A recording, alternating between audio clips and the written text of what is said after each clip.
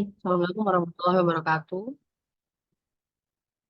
Jadi pada kesempatan kali ini kami akan membahas jurnal manajemen risiko yang berjudul Faktor Penentu Manajemen Risiko Global di Sektor Perbankan Maroko.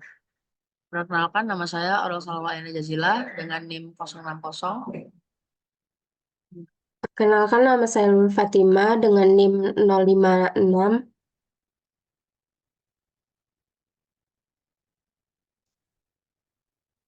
Nah, jadi yang pertama untuk pengenalan jurnal, artikel ini mengeksplorasi di bidang akademis maupun profesional, khususnya berfokus pada sektor perbankan di Maroko. Nah, di mana manajemen risiko yang buruk akan berpengaruh pada kinerja perbankan di Maroko. Kemudian, pada artikel ini kami akan membahas tentang IRM atau Enterprise Risk Management yang telah mendapat perhatian yang signifikan sebagai respon efektif terhadap suatu tantangan-tantangan. Nah, kemudian tujuan studi pada kasus ini adalah memahami manajemen risiko rantai pasok di perusahaan sektor perbankan dengan menggunakan konsep IRM pada sektor perbankan di Maroko. Nah, pada tinjauan pustaka IRM, IRM itu adalah suatu proses yang dilakukan oleh Dewan Manajemen atau personel lain suatu entitas yang diterapkan dalam pengaturan strategis di seluruh perusahaan yang dirancang untuk mengidentifikasi potensi kejadian yang dapat mempengaruhi entitas, mengelola risiko agar sesuai dengan selera risikonya. IRM ini menerapkan penelitian berbasis kontingensi, memiliki tradisi panjang dalam suatu sistem pengenalan manajemen. Teori kontingensi ini menyatakan bahwa perusahaan harus memilih sistem pengendali yang paling tepat untuk mempertimbangkan atributnya.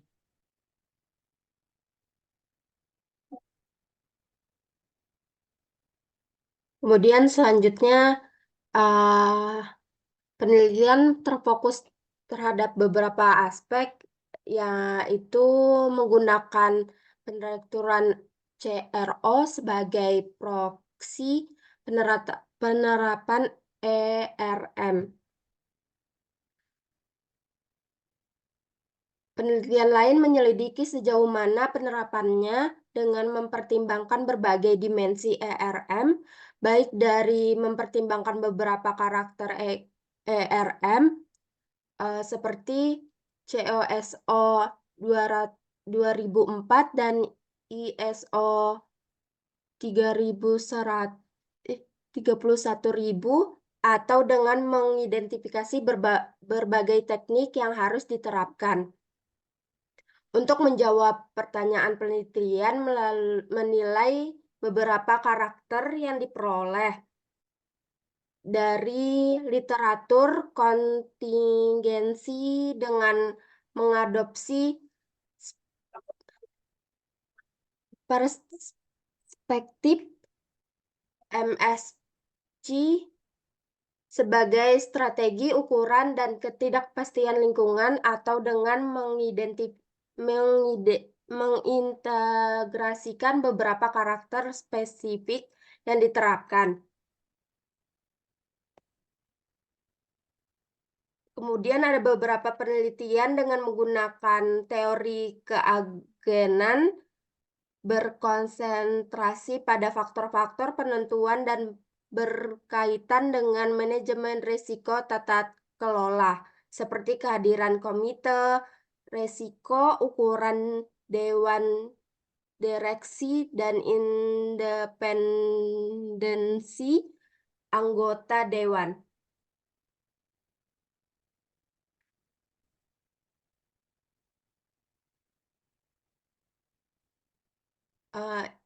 Ini salah satu identifikasi risiko yang dapat disimpulkan dari jurnal tersebut.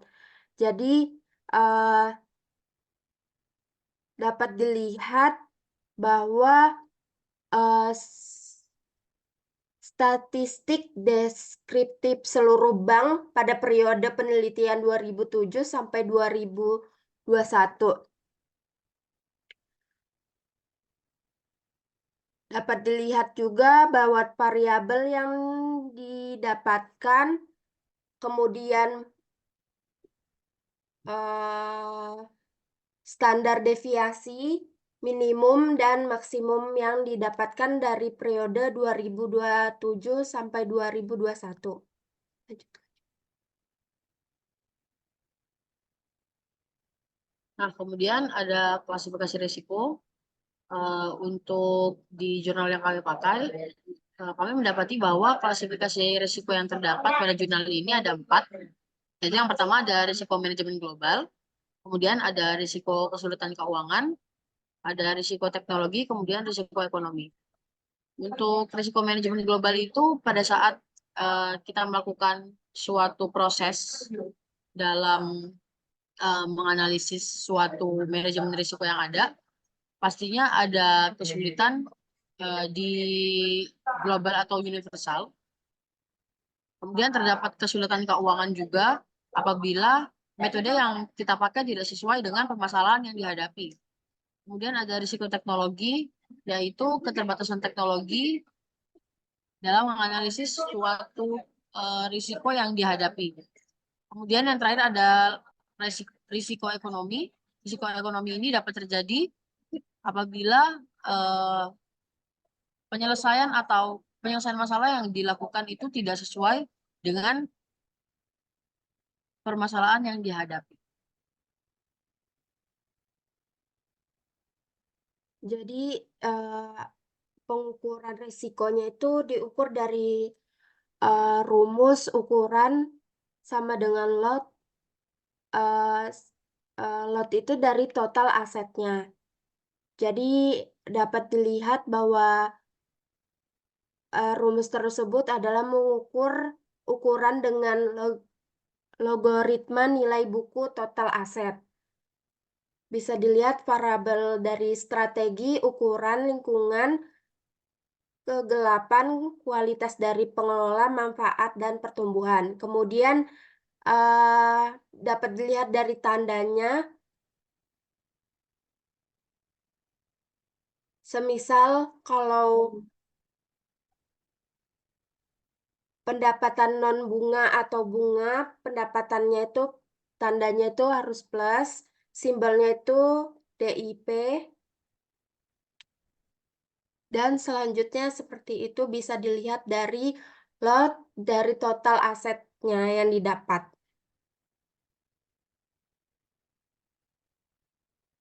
Kemudian ada pengukuran risiko. Pengukuran risiko ini eh, kita harus melihat langkah terbaik dalam pemecahan masalah. Nah, pada kasus yang kami hadapi, itu risikonya dilakukan dengan 3 tahap. Yang pertama ada uji statistik deskriptif, analisis korelasi, dan yang terakhir ada uji Hausman. Untuk statistik deskriptif ini, eh, di mana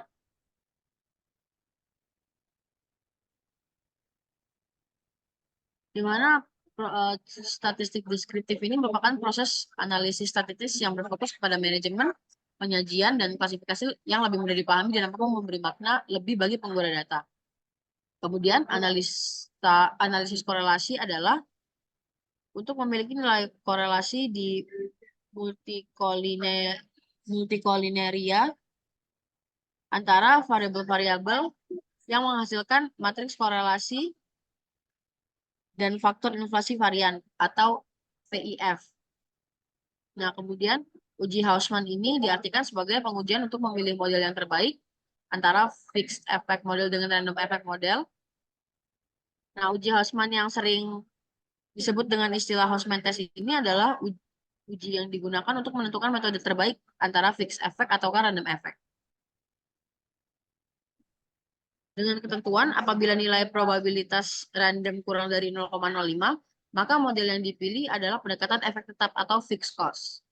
Namun apabila probabilitas yang terjadi lebih dari 0,05, maka model yang dipilih adalah pendekatan efek acak atau random effect.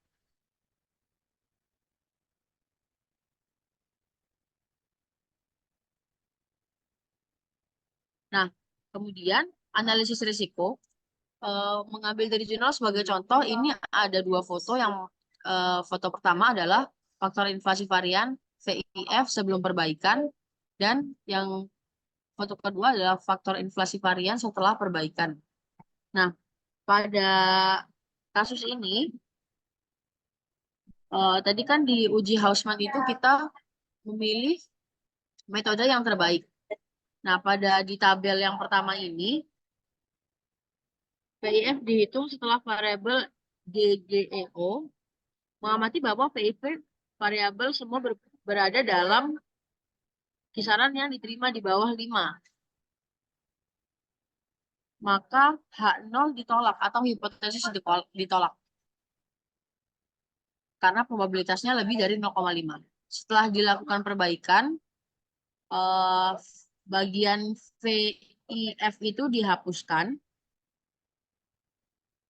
Pada tabel pertama ini, alasan VIF dihapuskan adalah karena variabel yang terdapat seperti JJEO, ukuran LEV, DSG, dan seterusnya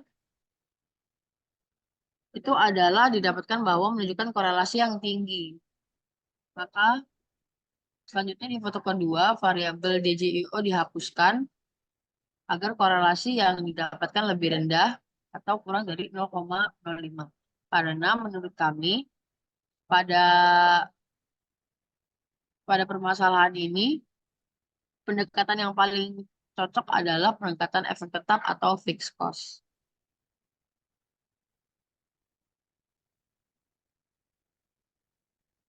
Bisa dilihat dari mitigasi risiko yang didapatkan ini mendapatkan nilai variabel, kemudian efek acaknya, kemudian efek tetap yang didapatkan dari nilai sebelumnya. Udah gitu aja. Lanjut, Rel.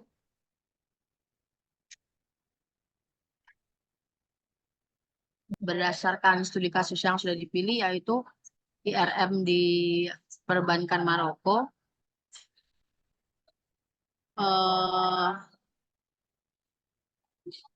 bahwa IRM ini menunjukkan